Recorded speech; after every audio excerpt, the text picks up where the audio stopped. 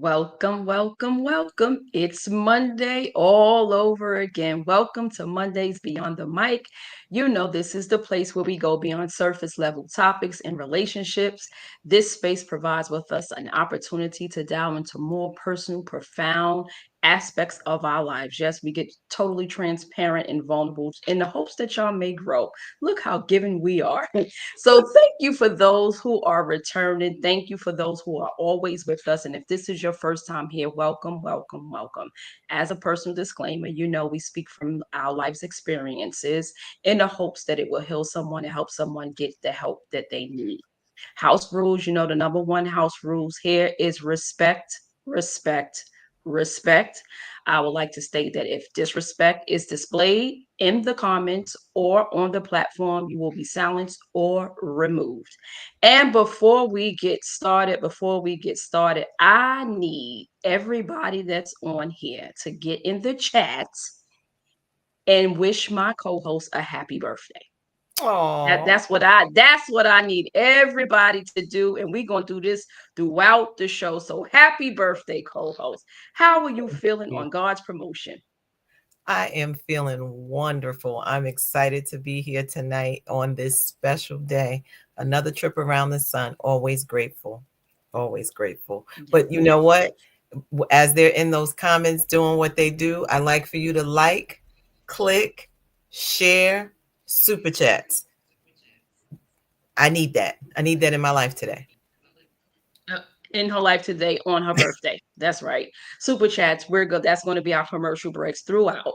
Super chats. So we have a guest waiting, and I think this is going to be so profound and so epic that we have this gem here to help the audience get their life together. All right.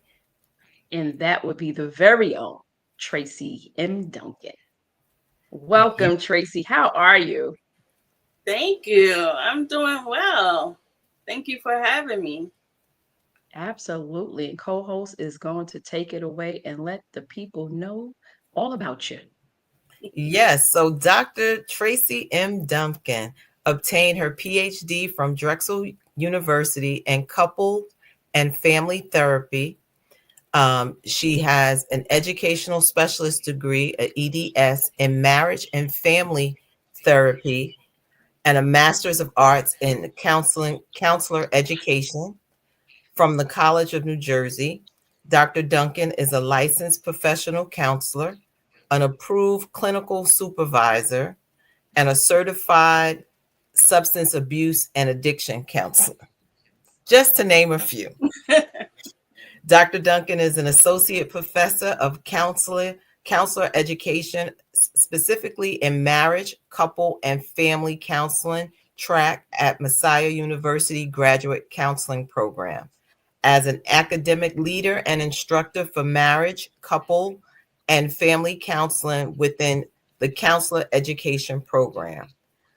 Dr. Duncan aims to model cultural reflectivity and transparent self exploration in the classroom and supervision with the graduate level students. So I'm going to stop there because there's so much to know about this wonderful woman. But to introduce to some and present to others, Dr. Tracy Duncan. Yay! Thank you, Dr. Elaine, and Yay. happy birthday to you. Thank you, thank you, thank you. So, what made you go, before we even get into it, what made you go into this field? What made you go into counseling? Actually, it wasn't my initial choice. It was either counseling or law school. And so I completed this, I guess it was like a summer institute of law.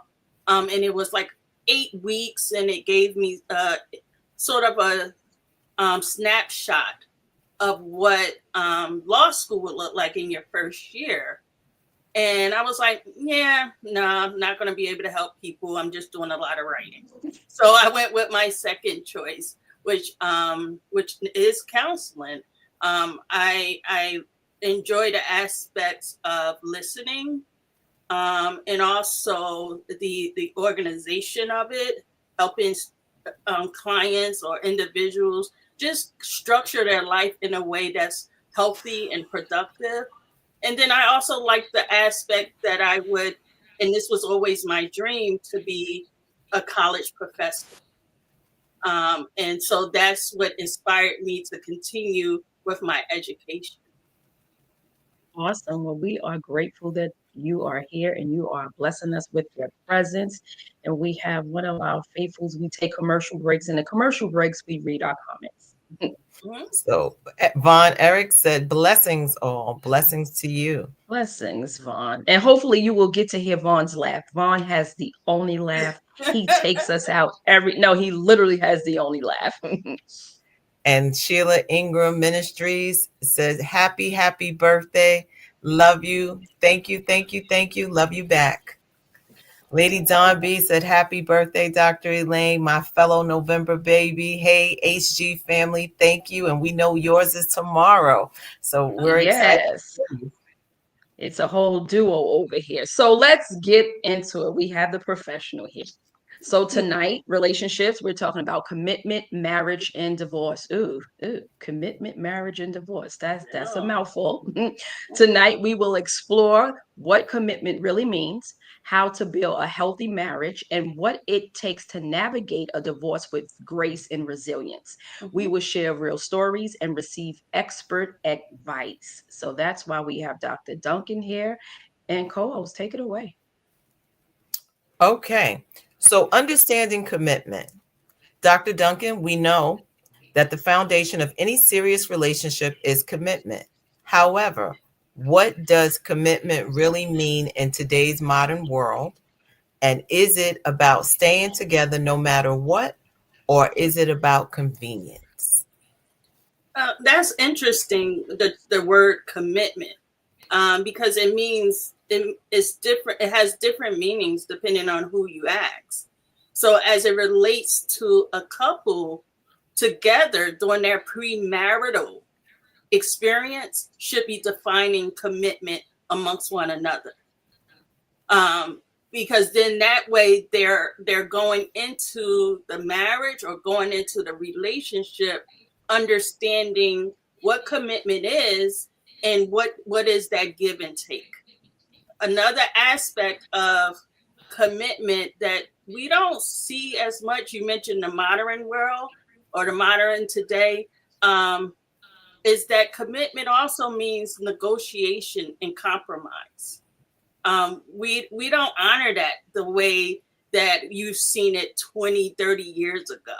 And when I'm working with couples, whether it's premarital or right after honeymoon phase, or they're entering the divorce phase, um, I see a lot of tension behind not wanting to compromise, which is such the foundation, one of the foundational components of being in a relationship. Before you even think about marriage, just being in a relationship, there's that give and take, there's that compromise.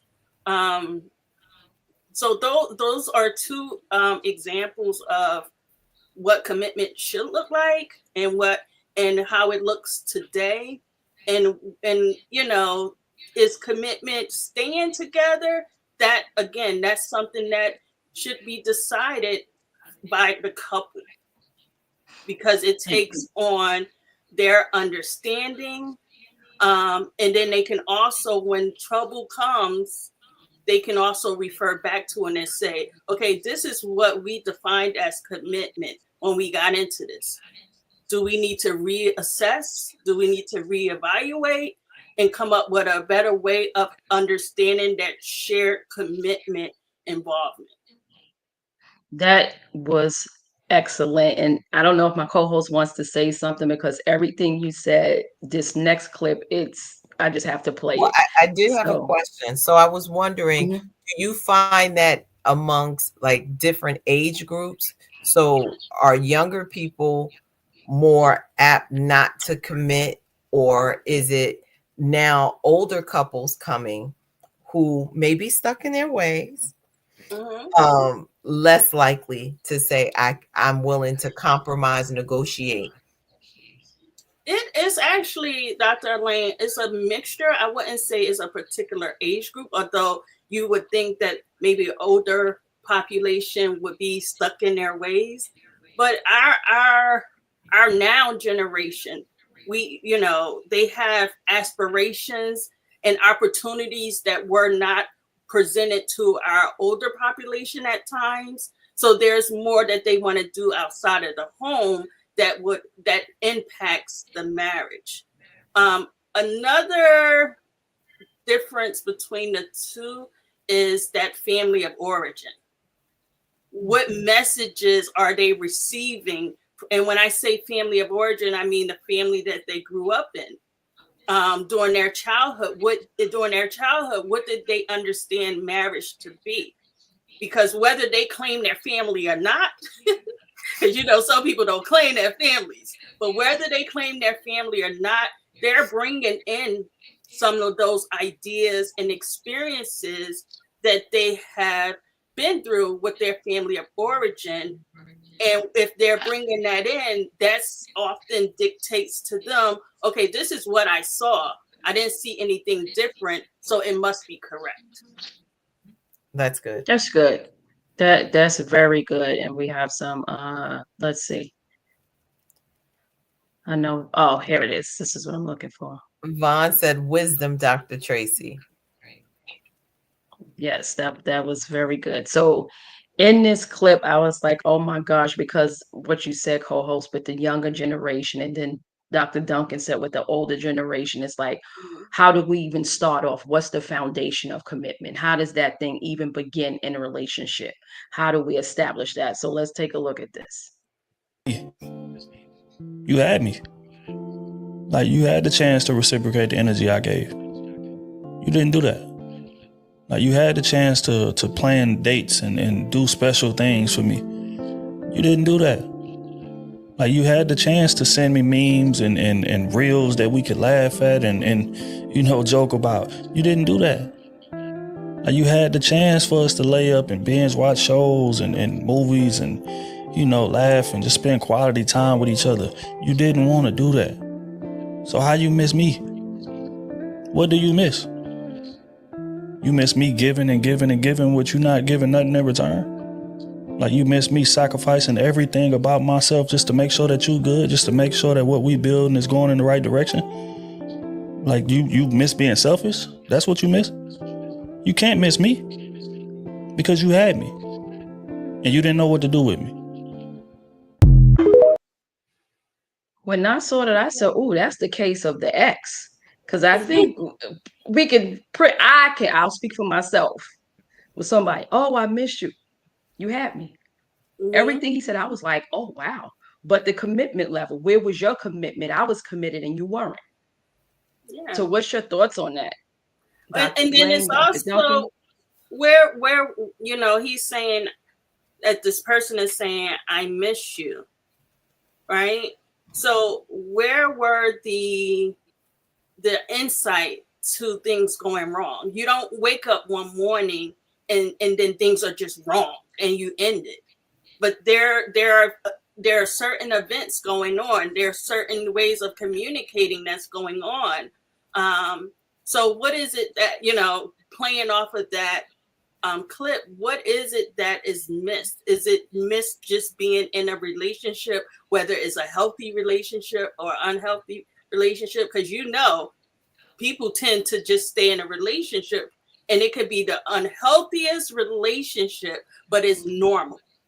And, there's a fear of not wanting to be alone. So, using this clip is the person being missed because they miss being in a relationship. That's good. Co-host? That's good. I don't even know what to say behind that. I think to that point, it's like you don't miss the water till the well runs dry. And a lot of times people take people for granted and you think they'll always be there. And that moment when they're not there, it's, it made me think of the 80-20 rule. You think you have 80, but you think 20 is better. And then when you get 20, you be like, I miss my 80, And I think also in this current society, because of social media, it will make you think that there's always something better out there, even though you have the best, for you. Mm-hmm. Or you want to mimic a relationship of someone else's on social media, but they're only showing you clips and reels. They're not showing you the REAL, they're showing you the REEL. So Mm-hmm. you're looking at reels and not knowing what's the real deal happening behind that clip. You don't know how many shoes have been thrown before they got that one picture right, or the public view. Right. Yeah. I was Yeah. watching some show. I don't remember the name of it. I don't know remember. But their goal, they were in a relationship, and the goal was for others to be able to say that's the ideal relationship. So they had this hashtag thing, hashtag relationship goals, and they only wanted to have that so that on the outside, others can look at their relationship and say, "Wow, I want to mimic that." But Oh, that's wow. that's one of the sources of the problem is that when you're trying to mimic someone else's relationship, and then you start to compare and you start to contrast, and things don't come up until you see it being done in another relationship, but it may not fit in your relationship, it may not fit in your circumstance or even in your household. Yeah, and that's a good point because we talk here often about temperaments, and you don't even know what their temperaments are. They probably don't even know what their temperaments are, Yeah. right? And we often talk about taking that test before you get into serious relationships so you can know your pros and cons and your weakness Mm-hmm. and your strengths. So for me in that clip, I was like, wow. Like, okay, so even to that, was that person communicating that, hey, I'm being mistreated, hey, I'm here, hey, I don't feel valued, and the person continued to just do what they wanted to do, and Mm-hmm. then to my co-host's point, now I'm gone, and now you miss me. And to his point, what do you miss? Because you had me, Mm-hmm. I was there, you took advantage of me, so don't miss me now because I moved on. And if So I I could thought that was very. Mm-hmm. No, I'm sorry, if I can jump in, just thinking about the aspect of when someone says, I miss you. Um, is it for women? Well, I'm gonna say I'll speak for myself. Usually we'll say it and then we start getting silent. Mm-hmm. Then we go from you're not spending enough time with me, blah blah blah, whatever that looks like, to whatever, Mm-hmm. Sure. If you like it, I love it. We start with those one liners. Mm-hmm. And then Mm-hmm. eventually we're out the door. And you've heard it said, like, as long as a woman is getting on you about something, she's caring. When she starts getting quiet, she has now said, I'm done, and she's figuring out her exit strategy. Mm-hmm. um with that being said, I think, and it could be men could do the same thing, but I'm just speaking from a woman's perspective, is knowing your partner. And I think I've said this before, when the Bible talks about know them that labor amongst you. Yeah. Right? A lot of times we look at that and we always think about, oh, a church pastor comes in and that's my friend. But no, if we're in a relationship, we're laboring, we're working in this together. And if we're working in this together and you know me well enough to know that's not normal. That's not normal Mm-hmm. behavior. Or Mm-hmm. if he or she is pulling away, I need to ask the questions, or maybe I need to spend more time, because you could be a person that's busy, right? You're doing all of Mm-hmm. these things, but maybe right now your partner needs you because maybe it's a traumatic loss, maybe it's that seasonal, depression. It could be a number of things, but if you know your partner, you're able to communicate with them, or they're able to communicate with you and say, Mm-hmm. "Wait a minute, I need to free up some time because he or she needs me." Yeah. That is also. Oh, hold on, friend. Stop the presses. We got a super Stop the chat. presses. Thank you, Bravo with Sheila Network. Powerful clip. All right. And Thank you. once again, everybody out there in Mondays Beyond the Mic land, it is my co-host's birthday. So we need some happy birthdays. Well, I need some happy birthdays today. Okay. Now, co-host, you kind of segue right on into the next section. So I like when, it flows that way. So we're going to go into marriage. So, Dr. Duncan, we know marriage is not the fairy tale one often imagines.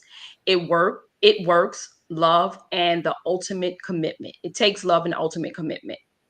Stats show 50% of marriages end in divorce, but couples who prioritize communication and shared goals are significantly more likely to succeed. What's your thoughts on that? I do think that communication is the key. And often we use, even as I'm working with couples as well as families, it's easy to say, we are here because of the lack of communication. So then there's a need to break down what that means, because you can do a lot of talking and think that's communication, but if you're not listening, or if your talking is not landing where it needs to, it's not communication, you're just talking. So the first thing I do is I ask the couple to help me understand what you mean by communication, because we're always communicating, even nonverbal communication. So you walk in the house and you think the dinner is supposed to be ready, and it's not. You suck your teeth and go in your room. You just communicated your dislike, right? So first is to understand healthy communication and being able to argue, and people say to me, argue, oh no, that's going to end badly. But you learn how to have healthy arguments, because you're two individuals. Yes, God has put you together to be one. But in that oneness, you begin to understand one another more and more, so that oneness becomes closer. So that's my first, tidbit, if you will, about just breaking that word down. Communication. What does it really look like in your relationship? Learning how to fight fair and in a healthy manner, and not think that the arguing is problematic. That's good, because everyone communicates different. Often, we talked about it before, given your background, your environment you was raised in, how do you communicate? Everybody communicates in different ways. And I think when you come together with someone, you need to express how you communicate. What's your form of communication? We talked about it before in here. If I'm upset to the point where something bothers me to that degree, I need time. I can't communicate right away, because it's not going to come out in the loving manner that it should. It's going to come out some kind of way, and it's not going to be good. So I know that about me, if depending on how hurt I was, how it offended me. It may not have been the person's intent. However, I need to sit and say, okay, let me look at both sides. That's one of my styles of communication, but I got to stop talking, because we on the roll tonight. Bravo with Sheila. Another super chat. Thank you. Thank you. See the smile. I appreciate it. Happy birthday, Dr. Elaine. Much love to you. More grace on your life. Amen. I receive it. Thank you so much. Kathy. Hey, Kathy. She's happy birthday, Dr. Elaine. Blessings to you. Thank you so much, and blessings back to you.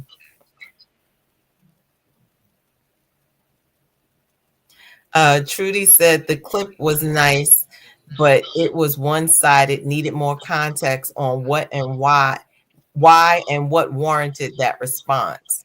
Yeah, that's why we were throwing out different scenarios, because we just didn't want to take it out of context. That's why we were throwing out different scenarios. It could be this, it could be that. But talking about marriage, I thought this one too. We're gonna look at another clip, and I thought this one was extremely interesting and 20 and want to call it quits. And that was initiated by you. It's interesting because in today's day and age, 80 to 85% of divorces are initiated by women. It's interesting that you wanted to do that 31 years ago. So what did you face 31 years ago where you said, I'm done? She faced my complacency. Like, this is cool. I don't need to work anymore at loving her. I don't want to work. I don't need to work anymore at making her feel important. I don't need to work anymore at making her feel respected. I don't. She has desires and visions and dreams, but I don't have to be concerned about that because she's there every day. And so it reached the perfect storm. And when she finally just said, "I've had enough," see, you have to understand that we change. And so she had studied in Europe, studied in France, in Paris, France, and so she's now okay. I've been exposed to some things. And I got some things I want to make happen. Oh, girl, don't worry about that. It kept on moving. And pretty soon it got to a place like, you're not hearing me. You're not paying any attention to me. And I'm unfulfilled. I'm unappreciated. I'm disrespected. So let me get out of this. And so that's what happens. It happens at different times in marriage. Pops thought he had it on lockdown. Well, Pops first not I'm gonna doing- say her hair was fly. So let's start with that. That hair was mean. Okay, I'm sorry. No, Pop said, I'm not doing nothing else. I got this on Smash. I got this on lockdown. He just got so complacent with her and like her dreams and aspirations. What's your thoughts, Dr. Duncan? Well, I always look at body language, and they may, if we give this some thought, just looking at the body language, they may not be married, but they're still in a relationship and they still care for one another. There was nothing or no one that could get in between them. If we go back and just look at the clip without any verbalization, you could tell that they're still in a relationship. And it took divorce to get probably, and again, I'm just giving my take on it based on what I saw. It may have taken divorce for him to realize she can go on without me.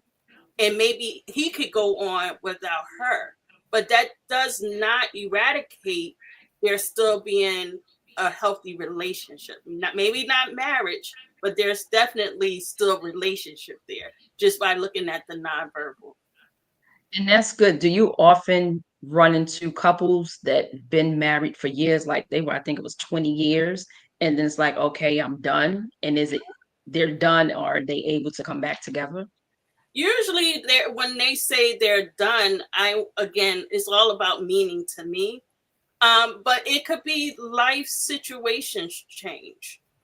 Some couples stay in marriage for children, and they don't realize that they're not really functioning as a couple until the children leave. And they have that empty nest, and then they're looking at each other like, wow, I don't really like you anymore. Not that I don't love you anymore, but yeah, the children were the buffer. They were used to being mom and dad, and now they're husband and wife, and that don't feel right anymore. So what can we do about it? It could also be, career advancement, and people don't want to talk about that. They say Black women are always put in career advancement as the token of Black men not wanting to be with women. That is false. And so, but it could be career advancement where there may have been a time where the wife needed that support. But as she has grown to know herself and to be comfortable with herself, she may have outgrown, or he may have outgrown, the marital aspect of the relationship. That's good. And we like to invite our men up because we like to hear both sides, men and women's perspective. So any men out there, Vaughn usually gets up. So we don't know how Vaughn's feeling tonight. He might get up, and he's very good with throwing out questions and ideas. So I dropped the link. So if any men want to come on up and give us your perspective, so we're not being one-sided, we try to balance it out here. This is the place where we want to hear from men and women, so men can stop talking about women on the side and women can stop talking about men on the side. We're trying to bring it all together. Hold on, because someone's saying something. Yeah, I love this. Erin said the second clip brings up back the subject of commitment or lack of it. Folks become complacent after a period and start taking each other for granted. I think that is so true. I think, you like, oh, I know her or I know him, and or she's not going anywhere. He's not going anywhere. And you stop doing the things. I mean, I say this for women, we get dressed up for everybody else, but your spouse, I think you still, the same way you start is how you have to finish. So yes, I'm not saying when you go to bed, you got to be like picture perfect. What I am saying is you should be like, okay, I'm up. Let me get myself dressed. Let me get myself together the same way you would want to present, because, and I'm just speaking like men are visual. So it's like, you going to keep that bonnet on all day? Like Every day? Like you just gonna bonnet and scratch? Like what happened? Like, can you do with the something snuggie. else? Take the rope, like do something. The So I onesies, like, think, come on, let's and get I with think it. that has to be also communicated, right? And I think if he doesn't say anything, she thinks, oh, he knows when it's time for me to get dressed. He knows how I come through, and but he's not saying, but yeah, we stuck in this house, because I could imagine what happened to people during COVID when he like, it's gonna look like that for this whole lockdown. My People client Every list day. got real serious during the Right. A lot of pandemic. couples got divorced during Yeah. COVID because they realized we're not good in this house together. So I think those are the things that we have to look at in communication. Tell me, maybe you like me as a blonde. Maybe you like, tell me, I don't like your hair short. I like your hair long. Or I don't like your hair long. I like it short. It doesn't mean that you're going to do it, but at least you know what he prefers. Or she might say, I like your hair bald versus, or don't cut your goatee. Like, tell me what you like. Right. And I think for us as women, we can kind of play around with it. We can mix it up. Okay, he like hair. If your hair is short, you go put some in. Hey, you got long hair for a month. After that, I'm going back short. There's the compromise, right? But I Like, think a let's lot of balance times this thing women out. don't. I think sometimes what it is like, this is my way, this is my hair, this is how you met me, blah blah blah, and then we get stuck versus saying, you know what is it going to hurt you? Like you said, they could throw a wig on and be like, short hair today. You know what I mean? Long hair today. What you want, Beyonce? Let me find the Beyonce wig, and have fun with it. I think that's the part. I think people miss out on having fun. And when you stop having fun as a couple, I think that's in any relationship, right? Whether that's a friendship, if you no longer have fun with your friends, it's like, okay, I need to find me some new friends, right? Same thing, I think, when you're looking at a couple, if we're not communicating, and something that Dr. Duncan said is, you can love them, but you don't like them. And I say that often. I need to like you, because I love a lot of people that I don't necessarily like to be around. So if I like you, then we're going to keep going, because I want to know. When I stop liking you, I don't care. Yeah.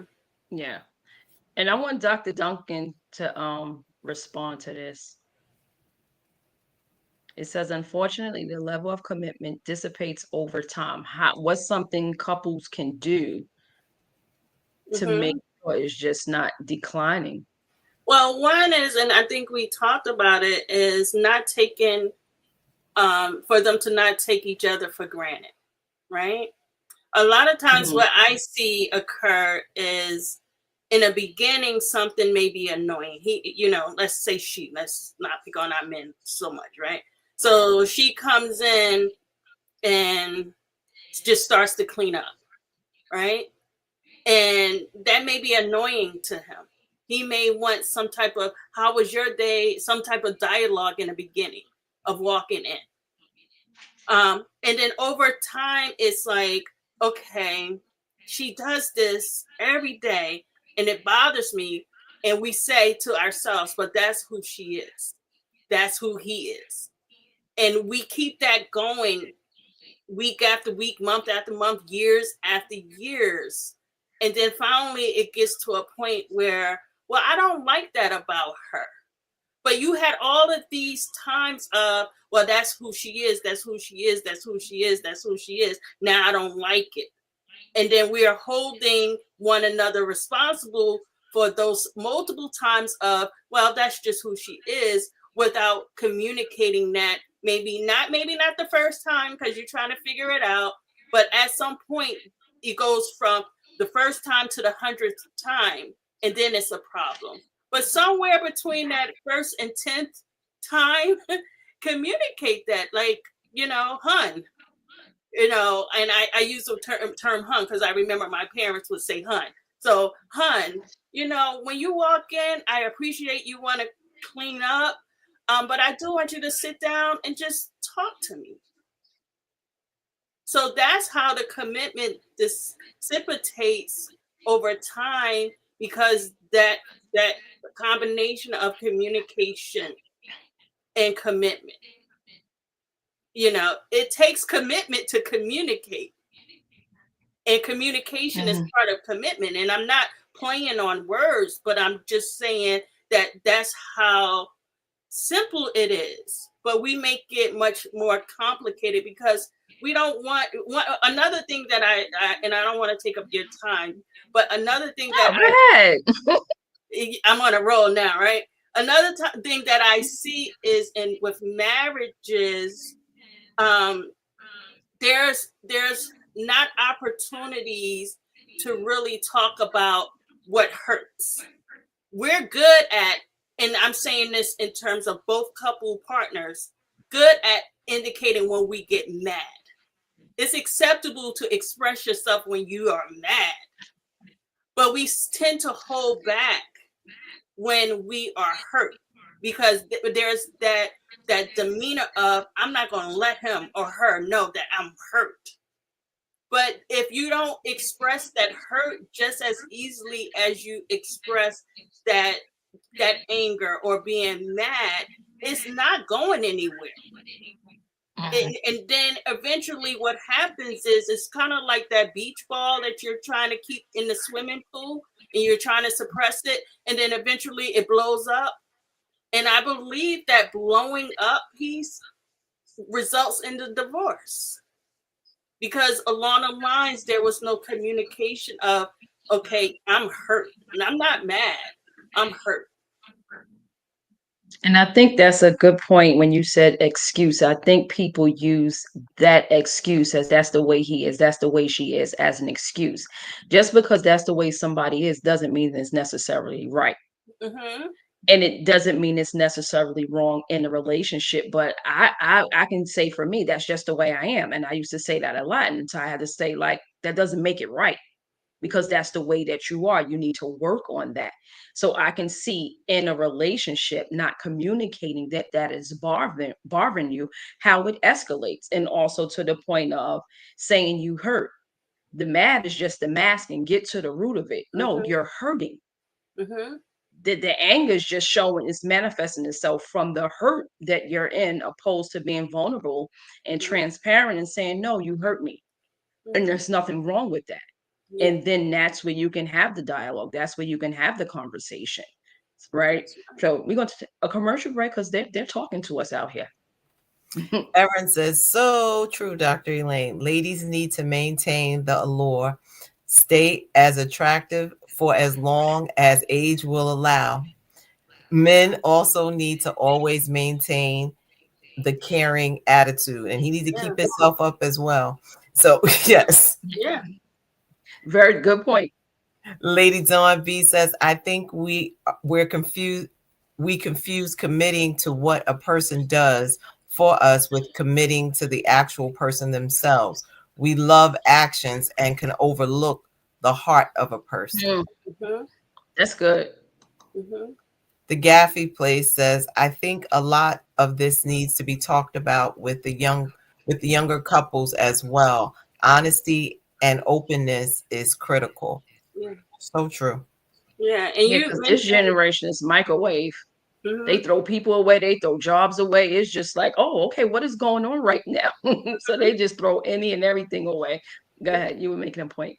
I was going to refer back to what Dr.ELAINE said, and also your question, the first question about the difference with younger couples and older couples and the older population, and I see a mixture, and when I ask older couples, okay, what has helped you to be in a marriage this long? You're talking about a lot of negative things, which is why they're there. They're not coming to counseling because everything is good. But I still want to pull some of that strength and see what has worked. And with older couples, I find that they're saying that they had couple mentors. So they had couples, they surrounded themselves with couples that were like their mentors. And with younger couples, they may have mentors, but their mentors is not related to a couple being able to mentor them. Not to say look at what I'm doing and copy me, but just to have that relational accompany piece where they can have someone to talk to as a couple, where we went from support, couple support, and network support. We went from support systems to then support individuals. And not one person can be your support system. That's otherwise it's not a system, it's an individual. And And it can't be social media. and it can't be social media. And you know what else, Coach P? I like that, Coach P. You know what else? Sometimes, and your comments may blow up, but that's okay because I'm just here for today. Sometimes that support cannot always be only your family of origin. Family of origin can give Yeah. you some bad marital advice. Especially if they never been married. So that's the funny part. And if things have not gone well for them, you hear, and I go to bridal showers, which I tend not to as much now, because you hear all about the don'ts. Don't do this, don't do that, don't. So by the time the bride is getting ready to get married, it's like, do I want to do this? But we don't talk about the strengths. In this world, there's no balance. It's one or the other. And that contributes to marriages where there could be a balance. You can really have a bad week or a month with your spouse, but then you can look forward to the makeup and having four better months. But will you throw it all away for 1 or 2 bad months? Because there's the commitment. Mm-hmm. No relationship is at 100 all the time, and that's in any ship. Mm-hmm. So there are peaks and valleys in every relationship. Mm-hmm. Coach, you want to say something? No, I was just going to say to Dr. Duncan, she said she stopped going to bridal showers. I got one more marriage in me, so you're going to have to come to me. I'll make an exception for you because you know how to balance. But yeah, and I think when she comes to yours, it won't be don't do this, don't do that, don't do this, don't. It's a different set of people, it's a different set of mindset, right? Yep. So Kathy is saying something.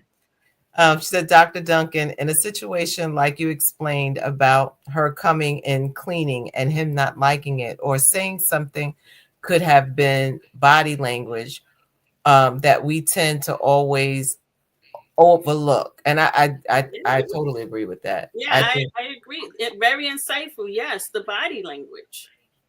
Yes. When it turns into this, like, Yeah. You don't even talk no more. You just did the head nod. How you doing? It's like, are we married or not? I see you later. All right, I'm out. Yeah. Yeah. Because we're always communicating. We're always communicating, whether it's verbal communication or nonverbal communication. As this viewer has indicated, we're always communicating. And so what I enjoy about premarital counseling is being able to help clients understand that. Understand that you're always communicating with your spouse or your soon-to-be spouse. That's good. That's good. That's good. So let's go to the next one. All I right. think we're on divorce.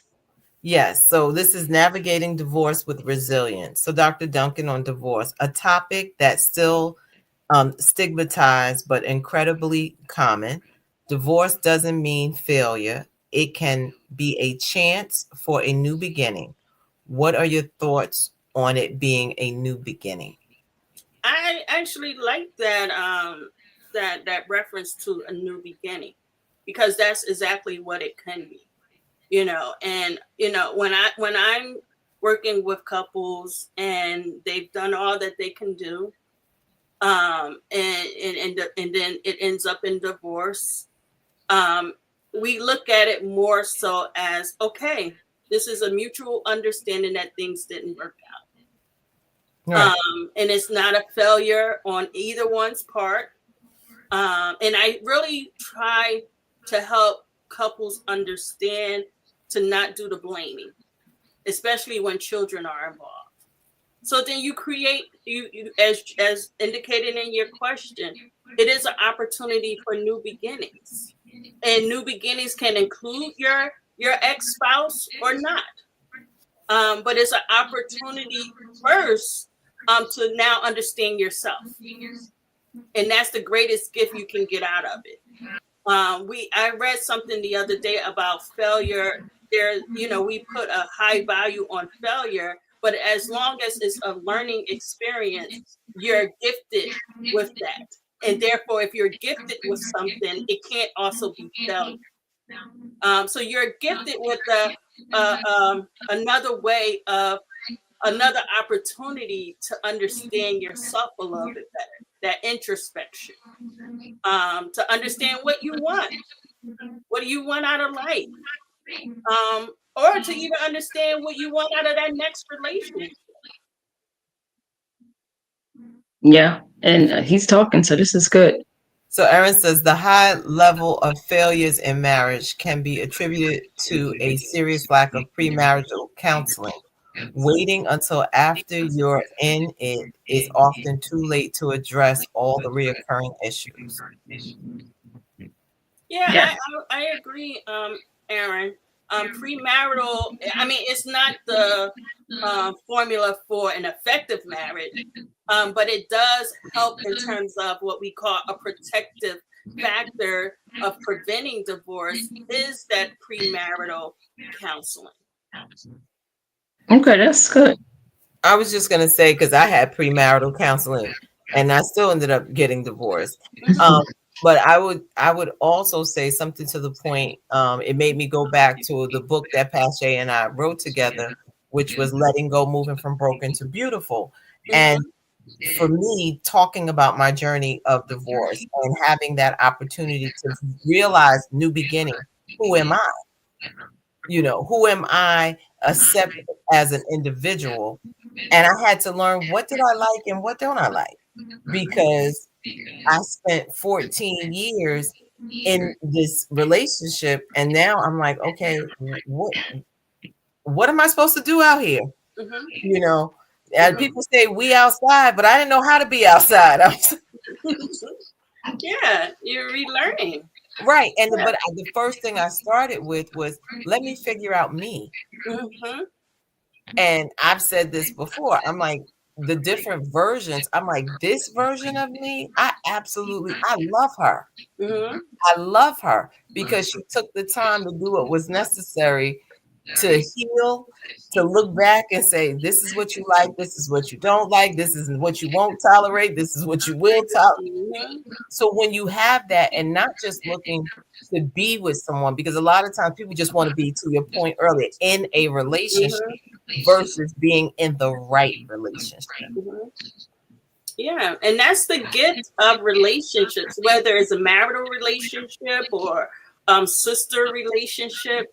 The gift of relationship is being able to see yourself a little bit more, understand who you are and what what you want, what makes you smile, what makes you get up in the morning and thank the Lord for another day, what makes you move, continue going, and when there's times where you just don't, but you know you have to. Being able to understand that is Yeah, that's good. That's good. So this last clip, I want you to think about how you would counsel, because this one here is a little messy.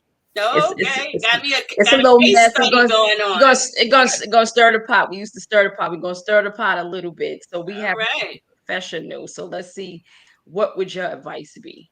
Working and I'm working and I'm also cooking, cleaning, child rearing, doing everything extra, plus working too. Why on God's green earth would I not get half? Because if I'm working, right, and majority of my money is going to support us while you get the opportunity to save your money, because I was the breadwinner, so you don't get half.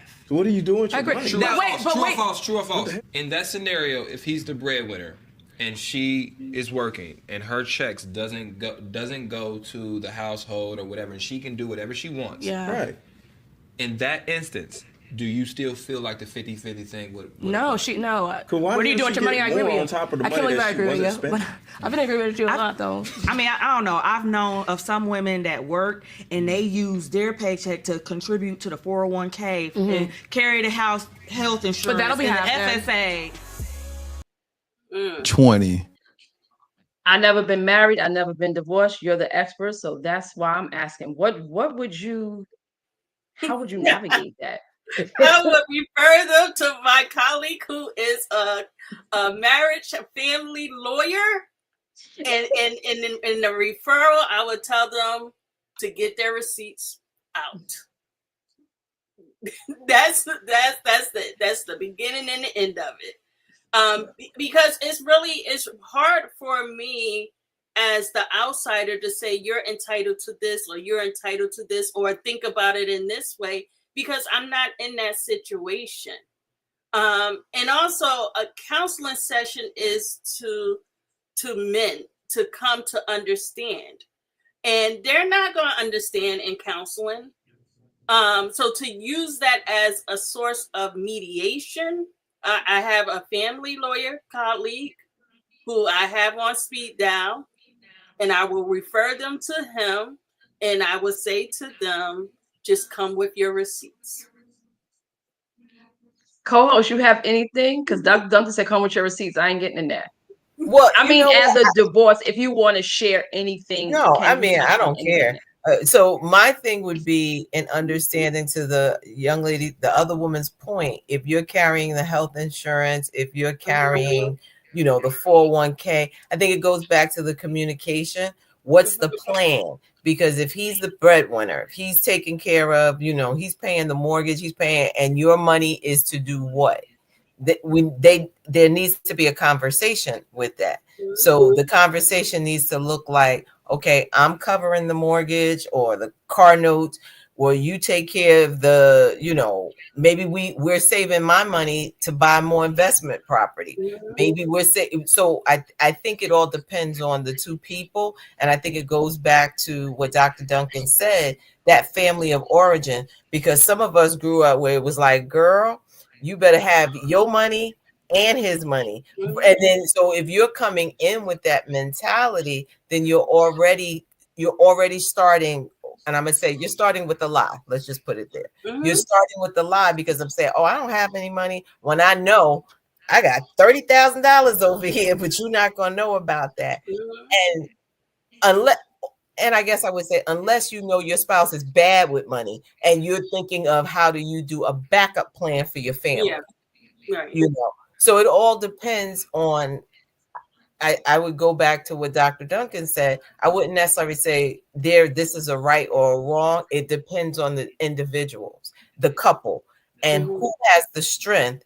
Because you also think about, and just to talk about money, a lot of times it would say, oh, give the money to your husband and let him pay the bills, right? But it doesn't mean he's the better with the finances. It may be her.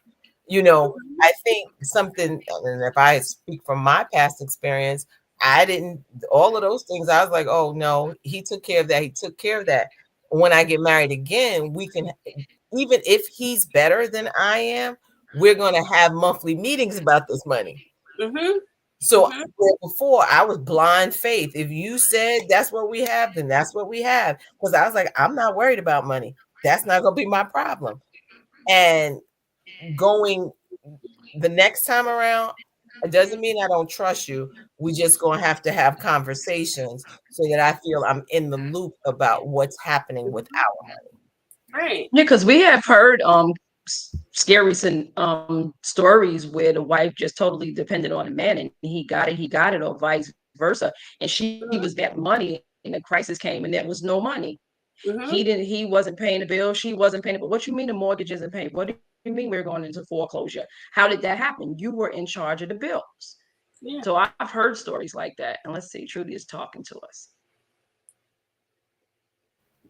Trudy said, we often lose ourselves in a marriage trying to please or make our spouse happy, that we forget to make us happy. We as individuals are responsible for our own happiness. And I agree with that. I also think it goes back to that family of origin. If you grew up in a family, it was like, well, whatever your husband's saying, you got to keep him happy. So you think the way to be a good wife is to lose yourself in your family, that you no longer have a name. I'm so-and-so's mom, I'm his wife, and then there's going to be an issue where you have to know. It goes back to that scenario that they say on the plane. You need to put the mask over your own mouth first before you can help someone else. And I think I've used this example about a car. If I'm on reserve, I can't give you what I don't have because I only have enough for me. So I need to figure out where I need to go to fill up again. And then I can give you what is necessary, because then when I give you, I'm not on E. Or I'm not on my last. I'm not fuming, literally, because I've tried to take you places I can't go. So I think that it is key for self-preservation. It doesn't mean you're being selfish. It just means you need to take time out to replenish what you need to be who you need to be for your family. Yeah. And there's that myth of you complete me. You know, that myth of I need my spouse, you know, meeting my spouse and getting married, that now he or she completes me. I need to be whole, because in my wholeness is where I am best for us. But I don't want half of me and half of you. I need your best of you. And your best of you is your whole of you, not half of you. So there that we, and I know that people say that more so cliches, but cliches have a way of skewing our mindsets when we think about marriage and the expectations of marriage. And that one is a big one for me. I don't want half of a man. I want them all. And I don't want to give him half of me. I want him to have all of me. And then, you know, just literally, how do you split that in half? What part of the half am I giving? Listen, Dr. Duncan, I'm thinking about John Legend. He said, all of me wants all of you. Exactly. And I think it is perfect. Like everything about you, you're bringing 100% of you. And then I have to figure out if I can live with that 100% of you and what are the flaws. If it's 80-20, then I'm going to take my 80 and we can work through the 20, but we're going to work through that 20 with communication. And I think that is a key part. I mean, if I had to look back on my relationship, I realized, like, you didn't really know me. And that's the thing that I'm like, no, I want my partner to know me, to know, you know, if Elaine is getting quiet, this is what that means. If Elaine is doing this, this is what that means. And I will communicate that. But you first have to have an interest to know what that means, opposed to just thinking, okay, just be quiet, get dressed and let's go here, you know, and you like, okay, like I do have a brain, I can think, you know. And I think those are the things that you need to be able to say, whatever, and what are your insecurities, and what are those things you wouldn't share with anyone else. And then if I give you my secrets, are you going to use them against me? Yeah. And also, Dr. Duncan, do you think that contributes to divorce as well when either side gets so lost in their partner, gets so lost in the marriage that they lose what initially drew them to the person? Yeah. Because, yeah, and you know what contributes that aspect to divorce, Coach P, is that when the partner finds him or herself after being hidden in a relationship for years, and they may seek counseling or seek ways of saying, you know, I need to be who I am. And then when that comes out, then there's a reordering of the relationship. The dynamics of the relationship changes. And so then if the couple are unable to go along with those changes, then something is wrong. So then that attributes to divorce. Divorce usually, and this is just in my experience, those type of behaviors attribute to divorce, not necessarily when the person is lost, but when the person is lost and they come out of that, of being lost, and they find themselves, so to speak, and now it's like, okay, how do we readjust this relationship? And when they can't readjust in a healthy manner, then that attributes to divorce. The church says amen. Amen. And amen. Erin says separation of assets should not be based only on contributions made during the marriage. Should be based also on what each party needs to maintain a reasonable quality of life. That's a good point, especially if they have the kids. So yeah, that's a that's a good point, Erin. Yeah. Yeah. So this has been absolutely wonderful. So much information that you shared with us. We thank you for coming on and sharing. So what we like to do here, we like our guests to give the final word. So I will say something, my co-host will say something, and you will have the final word, and you will take us on out. Is that okay with you? It works for me. So I would say, as we often say here in relationships, and we were talking about commitment, marriage, and divorce, wherever you are in life, seek help. There's nothing wrong with counseling. It's nothing wrong with getting help. And Dr. Tracy, she didn't say it, but I can say this. I've never been married, but it's that saying, like, if you're married, you shouldn't be always hanging around single people. That just doesn't work. I have a family member and she's married, but she has her married friends and she has her single friends who she goes and hang out over here, but then she has her married friends within there. But I would just like to say, just get help and just get into healthy relationships. Don't be with somebody for the sake of being with somebody. Don't be with somebody because you feel you're lonely, because that just doesn't work. That turns into something else. And on behalf of HG, there is more in you. I would say, and kind of piggybacking off of something that Coach P said, is there's a difference between being alone and being lonely. And I think people need to distinguish that difference and know what you want. And if you don't know what you want, then anything will come to you and you'll accept everything.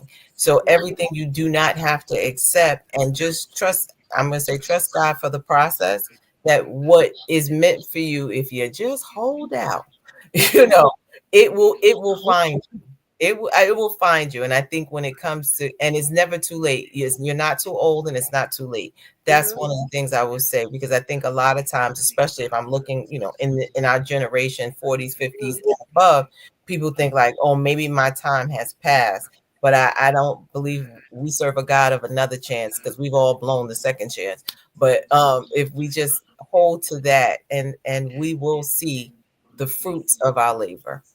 Yeah. And just one more thing, don't act out of desperation. Ooh. Just don't act out of desperation. Okay, I'm done, Dr. Duncan. You go. Well, first I want to say thank you for inviting me onto the show.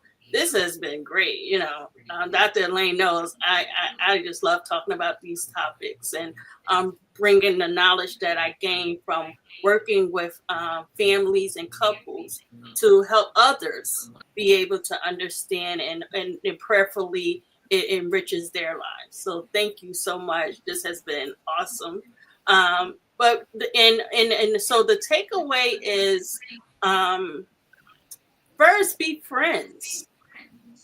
You know, when you enter a relationship, be friends, and understand what friendship looks like. Getting to know the verbal comments and the nonverbal comments. I would also say that, and I've said this a couple of times during our time together, is you're always communicating. I can't say that enough. You're always communicating. There's that verbal communication and nonverbal communication. And then lastly, I would say, don't wait too late to ask for help. Whether it's counseling or a couple mentor, you know, a marriage and any relationship, there's ups and downs. And with the commitment being at the forefront, you can ride those waves of the ups and downs. So when you are down, seek help, and it's okay. It's a, you know, depending on who you're seeking help from, but seek help. So again, be friends, enjoy the friendship, communication, and don't wait too late to ask for help. Well, we thank you. We thank you. We thank you. We will have you back, because we do call our doctors and our professionals back. So we will have you back, and hopefully you will answer the call. And good night to all that tuned in. We are grateful that you tuned in on this Monday. You could have been anywhere, but you spent your Monday evening with us, and we thank you. And we will not be here next week. Enjoy, get ready for Thanksgiving, get ready to gain some pounds, whatever it is that you do. We will not be here. So we will see you in 2 weeks.